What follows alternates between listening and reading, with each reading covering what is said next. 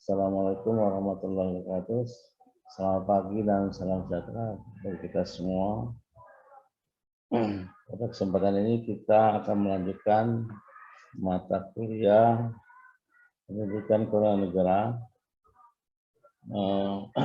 uang studi teknologi Institut Pertanian, Fakultas Teknologi Pertanian Institut Pertanian Malang.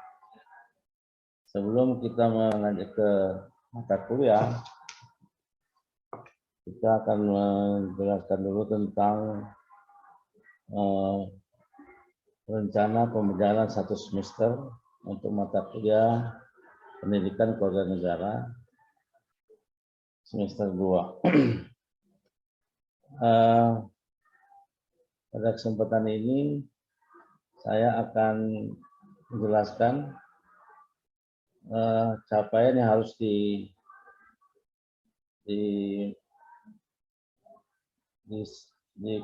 dikuasai oleh mahasiswa setelah belajar materi pendidikan keuangan negara yang akan kita sampaikan.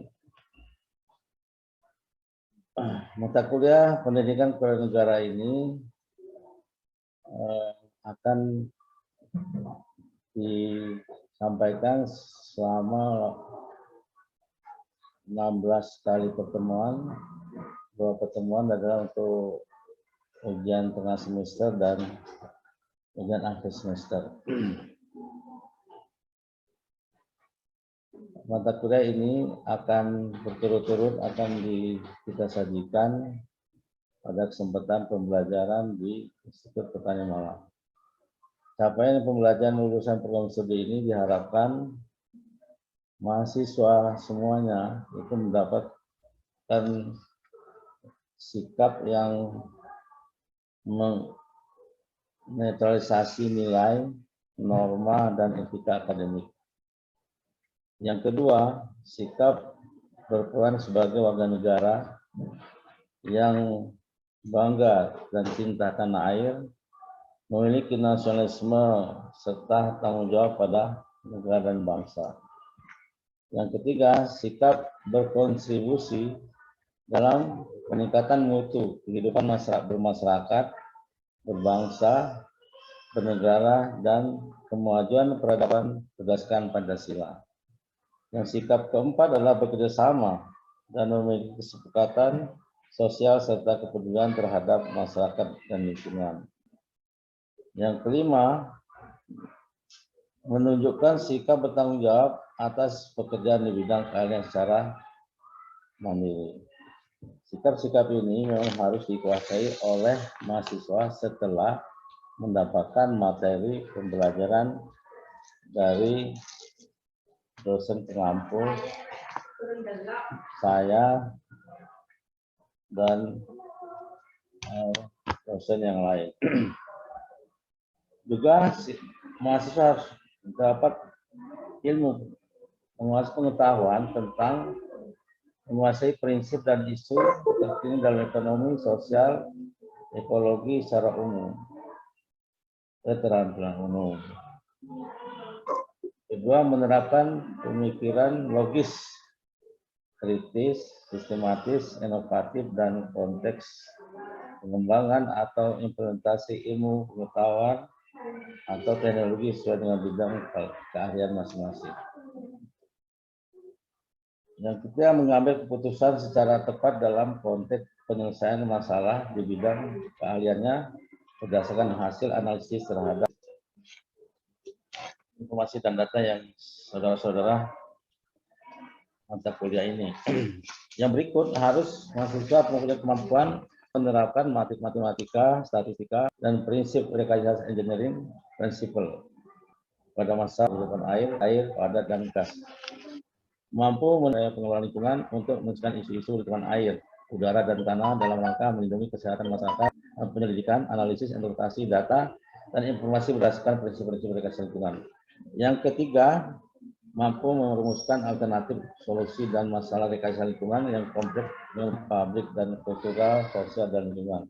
Inilah yang harus dikuasai oleh mahasiswa setelah dapat mata kuliah yang akan diberikan oleh kita sebagai pengampu mata kuliah ini, yaitu pembelajaran lulusan yang dibebankan pada mata kuliah PKN. Pertama, memahami hakikat dan kemampuan utuh sarjana atau profesional dan urgensi untuk masa depan bangsa. Yang kedua, menguasai substansi pendidikan kewarganegaraan untuk memiliki kepribadian Indonesia, membangun rasa kebangsaan dan mencintai tanah air, sehingga menjadi warga negara yang baik dan terdidik dalam kehidupan masyarakat, bangsa, dan negara secara demokratis. Yang ketiga, masih harus memahami korelasi pendidikan kewarganegaraan dengan nilai-nilai kehidupan sehingga menjadi warga negara yang berkepribadian Indonesia dan memiliki daya saing, berdisiplin, berpartisipasi aktif dalam membangun kehidupan damai berdasarkan sistem nilai Pancasila. Yang keempat, menguasai apa baik yang mampu mendukung bangsa dan negara berkeberagaman, bertanggung jawab, mengamalkan kemampuan yang bertanggung jawab. Nah, capaian kelima adalah memahami kontribusi kewarganegaraan dalam membentuk tata sikap, tata nilai, menghargai kebinekaan, mampu bekerjasama, memiliki sifat amanah, kepekaan sosial, dan kecintaan yang tinggi terhadap masyarakat, bangsa, negara, dan Indonesia. Inilah sikap-sikap yang harus dimiliki oleh para mahasiswa setelah mendapat materi yang kita berikan kepada saudara sekalian. Berikutnya akan kita informasikan lagi tentang pembelajaran yang harus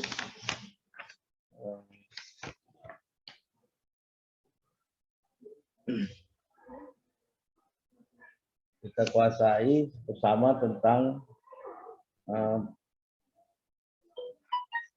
materi yang harus kita kuasai pada saat menerima mata kuliah kewarganegaraan. Secara singkat, kita akan ringkas bahwa kewarganegaraan pada dasarnya membahas tentang keindonesiaan, yaitu menjadi warga negara yang berkepribadian Indonesia, membangun rasa kebangsaan dan mencintai tanah air Indonesia. Dengan demikian akan dapat menjadi warga negara yang baik, yang terdidik dalam kehidupan masyarakat, bangsa, negara yang demokratis. Berikutnya yang perlu kita informasikan kepada saudara adalah saudara harus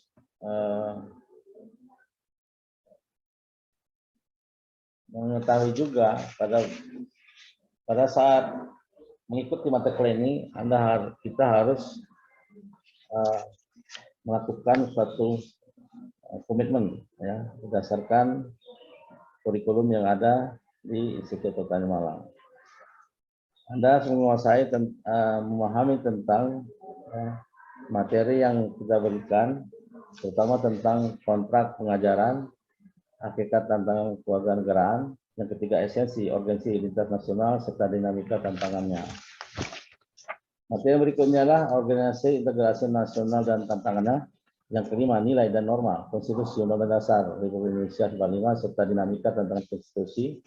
Yang keenam, kewajiban, hak dan warga negara dan tantangannya. Ketujuh, hakikat instrumen pada dan praktis demokrasi Indonesia berdasarkan Pancasila dan Undang-Undang 45. Yang kedelapan, hak asasi manusia.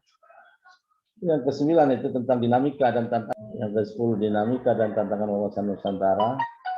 Yang ke-11 itu tentang otonomi daerah. Ke-12 tentang perdamaian dunia, posisi negara dan global. Yang ke-13 adalah masalah korupsi di Indonesia dan di dunia.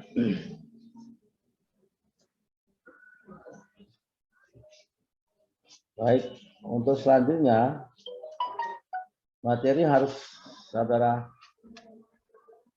kuasai adalah tentang masalah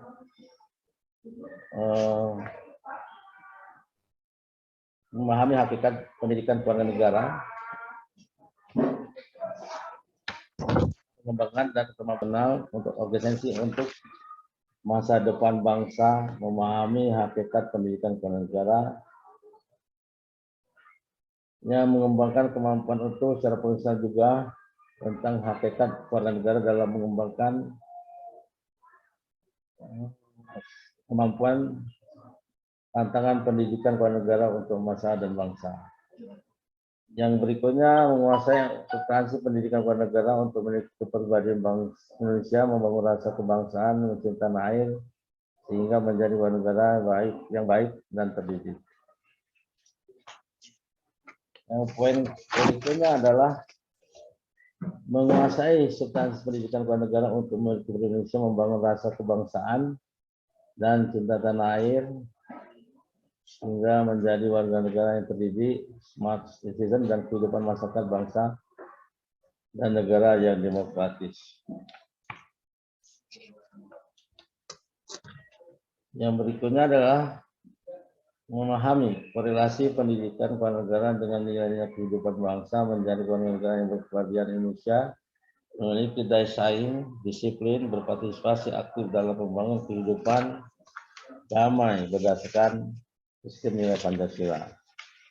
Yang keenam yang harus dipahami adalah memahami kontribusi kewarganegaraan dalam membentuk sikap dan tata nilai, menghargai kebinekaan, mampu bekerjasama, memiliki sifat amanah, kepekaan sosial, dan kecintaan yang tinggi terhadap masyarakat bangsa dan negara Indonesia.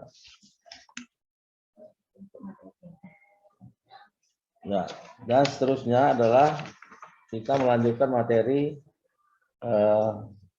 tentang materi pendidikan negara yang sebabnya adalah pendidikan anti korupsi.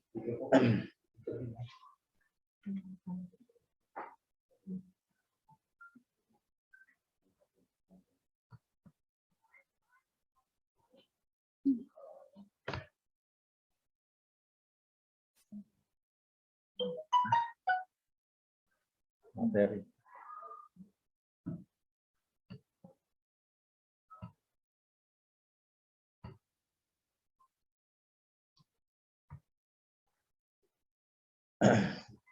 Terus materi ini pengantar untuk materi tentang bab korupsi. Apa yang saudara harus pahami tentang korupsi? Yang pertama adalah terminologi korupsi. Korupsi bisa dimaknakan sebagai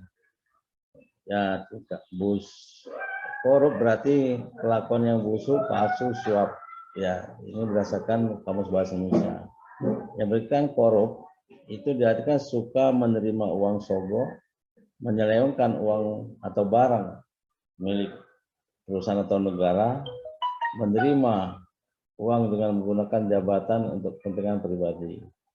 Berikutnya, korup bisa diartikan kebejatan, ketidakjujuran, tidak bermoral, menyimpangkan, penyimpangan, dan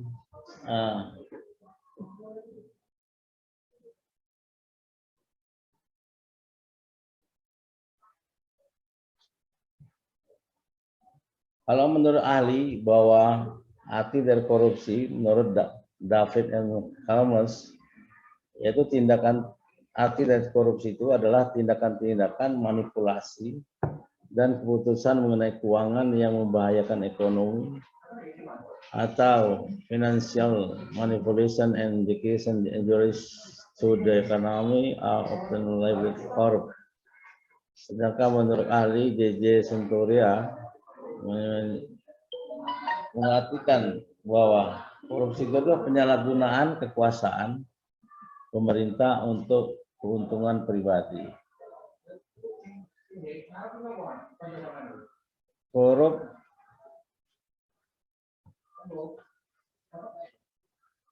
juga bisa diartikan itu pengkhianatan yang merupakan salah satu bentuk korupsi yang paling sederhana.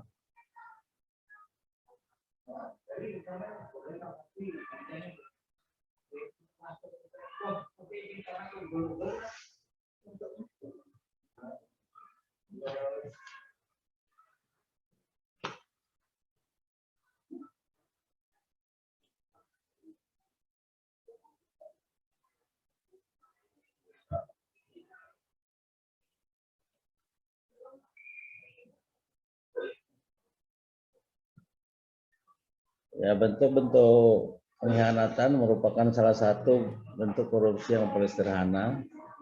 Yang kedua, tentang semua orang yang berkhianat atau mengkhianati kepercayaan atau amanat yang terimanya adalah koruptor.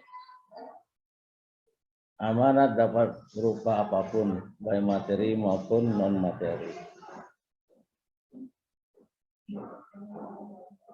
Contohnya pesan aspirasi rakyat. Nah, untuk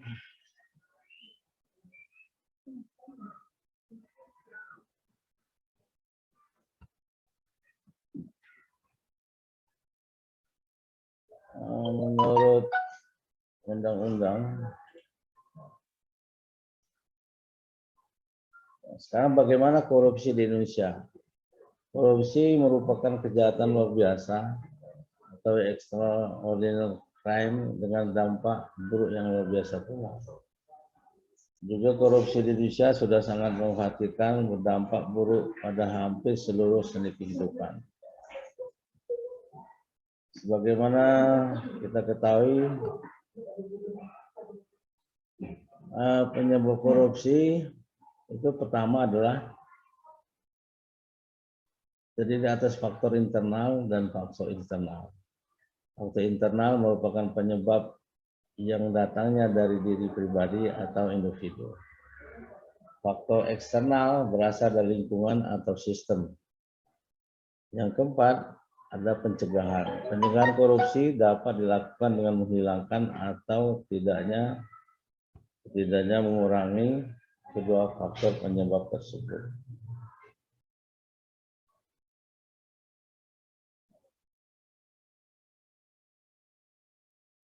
Faktor internal sangat ditentukan oleh kuat tidaknya nilai-nilai anti korupsi tertanam dalam diri setiap individu. Berikut nilai-nilai anti korupsi itu perlu diterapkan oleh setiap individu untuk mengatasi faktor eksternal agar korupsi tidak terjadi. Yang keempat adalah untuk mencegah terjadinya faktor eksternal. Selain memiliki nilai-nilai anti korupsi, setiap individu perlu memahami dengan mendalam prinsip-prinsip anti korupsi.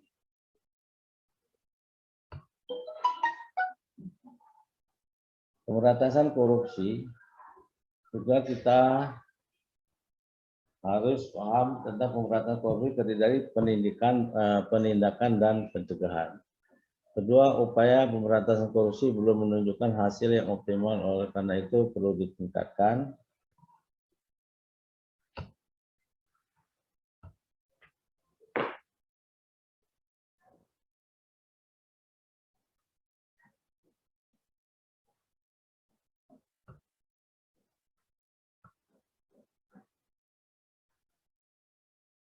Strategi pemberantasan korupsi. Pemberantasan korupsi adalah serangkaian tindakan untuk mencegah tindak pidana korupsi melalui upaya koordinasi, supervise, monitor, penyelidikan, penuntutan dan pemeriksaan di sidang pengadilan dengan peran serta masyarakat.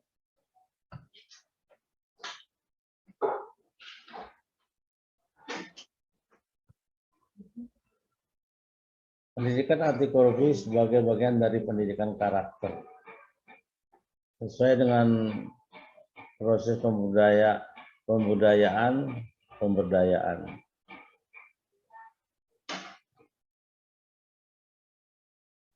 Sesuai dengan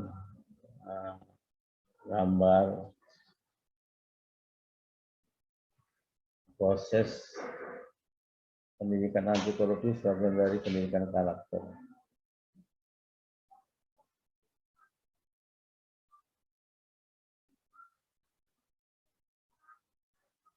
Yang mendasari untuk nilai-nilai atau norma-norma seperti korupsi itu adalah agama, Pancasila, dan Undang-Undang 45. Dan yang berikutnya nilai-nilai luhur dari bangsa, dari warga negara Indonesia. Diharapkan perilaku berkarakter setelah mendapat istilahnya apa ya, satu materi yang diberikan kepada mahasiswa tentang korupsi, diharapkan adalah merubah karakter pada mahasiswa setelah lulus dari Institut Pertanian Malang.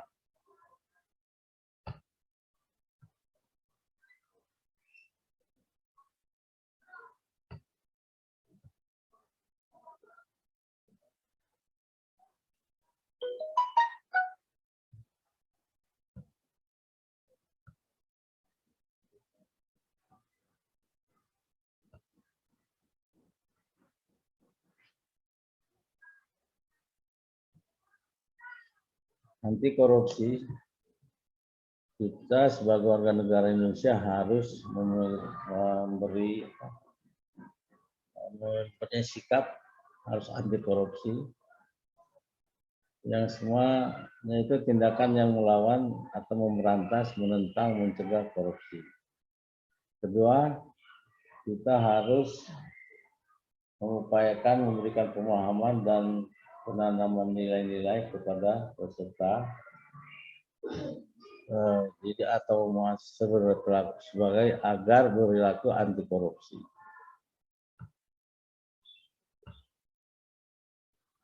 Pentingnya pendidikan anti korupsi. Peran serta mahasiswa dalam upaya pemberantasan korupsi akan maksimal jika mahasiswa pertama memahami pengetahuan tentang korupsi dan upaya memberantasnya. Yang kedua, menerapkan nilai-nilai anti korupsi dalam dirinya masing-masing.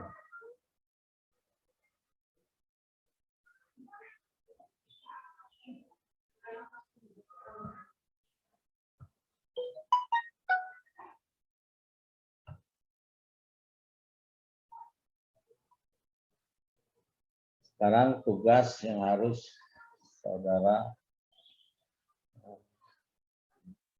pahami miliki. Pertama, bagaimana menurut saudara tentang istilah korupsi? Satu, jelaskan. Kedua, jelaskan hubungan antara pendidikan korupsi dengan pendidikan bernegara. Yang ketiga, berikan contoh korupsi dan bagaimana seharusnya penanganan korupsi tersebut menurut saudara. Terima kasih.